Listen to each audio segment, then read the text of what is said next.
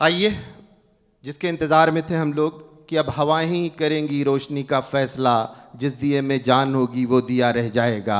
मैं अब जनाब सैयद सलाहुद्दीन से गुजारिश करूंगा कि वो यहाँ पे तशरीफ़ लाएं और अपने कलमात से नवाजें। जनाब सैयद सलाहुद्दीन, आपकी बहुत सारी तालियों में। बहुत बहुत शुक्रिया।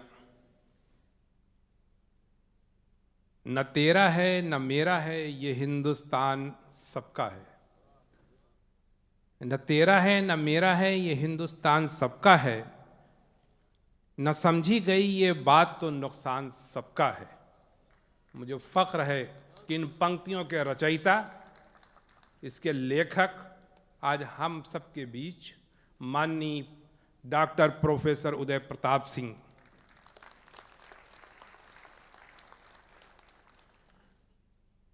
हम लोगों के लिए बहुत ही फ़ख्र की बात है कि हिंदी मंच ये कहता है कि डॉक्टर उदय प्रताप सिंह हमारे हैं। उर्दू के तमाम शोराई किराम कहते हैं कि वो हमारे हैं। ये फैसला करना बेपनाह मुश्किल हो गया है।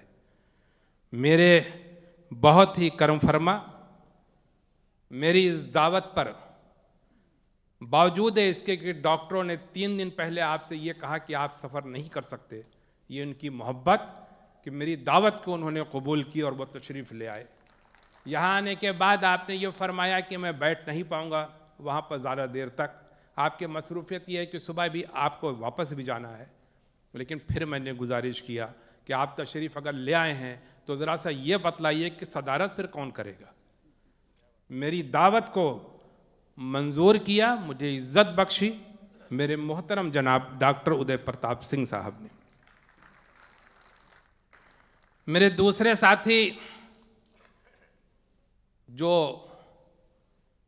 टीवी दुनिया से वाबस्ता हैं, पूरी दुनिया में जिन्होंने आपकी इस खुशबू को पहुंचाने का काम किया है, मेरी दावत पर तशरीफ़ ले आए और आज के आपके इस प्रोग्राम के वो मेहमान खुसूसी हैं जनाब राजेश रैना साहब,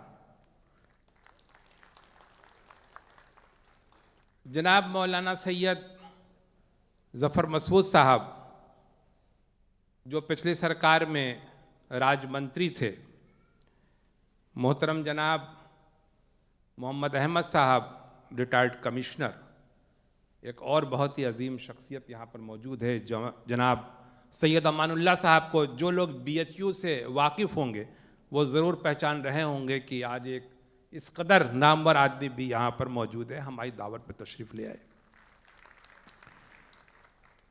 मोहतरम साथियों, भाई बहनों, मैं इस बात से नहीं कह सकता कि मेरी शरीक हयात भी आप लोगों के साथ बैठी हैं, मेरी बहू भी यहाँ बैठी है। तो ख्वातानियों हज़रात, देवियों व सज्जनों, जैसा कि नोमान ने अपनी इंतज़ामिया की तरफ से, अपनी कमेटी की तरफ से और अपने सरपरस्तों की तरफ से आप सबका स्वागत किया, मैं उसकी तायीद करता हूँ। मैंने इससे पहले भी कई बार कहा है कि अक्सर व बेशतर मैं खुद अपने पर फ़ख्र करने लगता हूँ।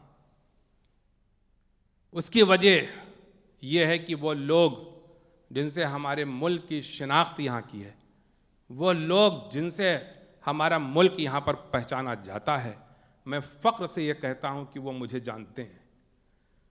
जब डॉक्टर राम बख्शानी साहब अपनी मजलिसों में बैठकर यह कहते हैं कि मैं सरपरस्त हूँ उसका, जब शब्बीर ताहरी साहब अपनी मजलिसों में यह कहते हैं कि मेरी सरपरस्ती उसे हासिल है, पारस शहदादपुरी कहते हैं कि वो मेरी अपनी तंजीम है, तो यकीनी तौर पर अगर मैं फ़ख्र करूं तो वो कम है। आज आप हजरात भी देख रहे होंगे हमारा स्टेज जो है इसमें ऐसा लग रहा है कुछ कमी है, कोई खोया खोया सा लग रहा है।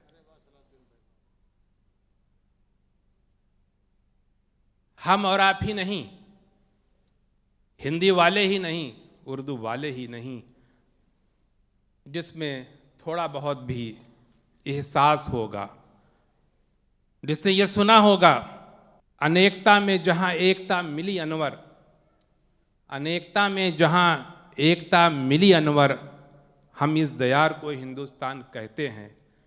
इस शेर का खालिक आज हमारे पास नहीं है, जिसकी जिंदगी का वो हिस्सा कि जिस हिस्से में वो नाम और शोहरत के उरोज पर थे, वो जहां पर भी गए पैगाम में मोहब्बत लेकर गए।